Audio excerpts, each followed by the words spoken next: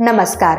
काशी, जहां गंगा की धारा में केवल जल नहीं बल्कि ज्ञान, संस्कार और चेतना बहती है, उसी काशी की पुण्य भूमि पर जिस महापुरुष ने जन्म दिया विद्या के केंद्र को, जिसने शिक्षा को सेवा, राष्ट्र को साधना और जीवन को तपस्या बना दिया, वे थे पंडित मदन मोहन मालवीय जी, जिनका जन्म 25 दिसंबर वर्ष 1861 को प्रयाग की धरती पर हुआ।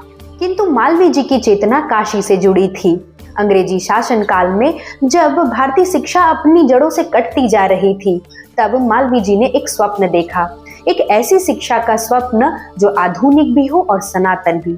उनका विचार था कि विद्या वही जो चरित्र गढ़े और शिक्षा वही जो राष्ट्र का नव निर्माण करे। और इसी संकल्प के साथ वे काशी पहुंचे और फिर आरंभ हुआ ज्ञान का महायज्ञ।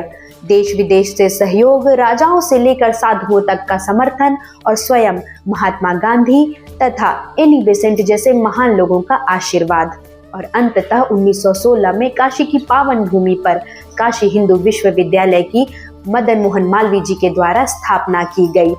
यह मात्र एक विश्वविद्यालय नहीं बल्कि भारत की आत्मा का शैक्षिक स्वरूप है, जिसे आज हम BHU भी कहते हैं। यहाँ वेद, संगीत और विज्ञान साथ पढ़ाया जाता है। यहाँ संस्कृत के श्लोकों के साथ चिकित्सा, विज्ञान और तकनीकी का विकास हुआ है। यहाँ छात्र केवल डिग्रीधारी नहीं बल्कि राष्ट्र निर्माता बने। मालवीय जी का विचार था कि काशी केवल मोक्ष की नगरी नहीं बल्कि राष्ट्र निर्माण की प्रयोगशाला है। आज भी BHU की गलियों में यह संकल्प गूंजता है। हर छात्र में मालवीय जी का सपना जीवित है और हर प्रांगण में काशी का गौरव।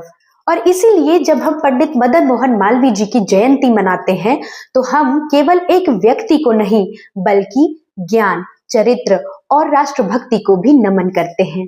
और जब हम BHU को देखते हैं तो यह समझ आता है कि काशी केवल अतीत की नहीं बल्कि भविष्य की भी राजधानी है।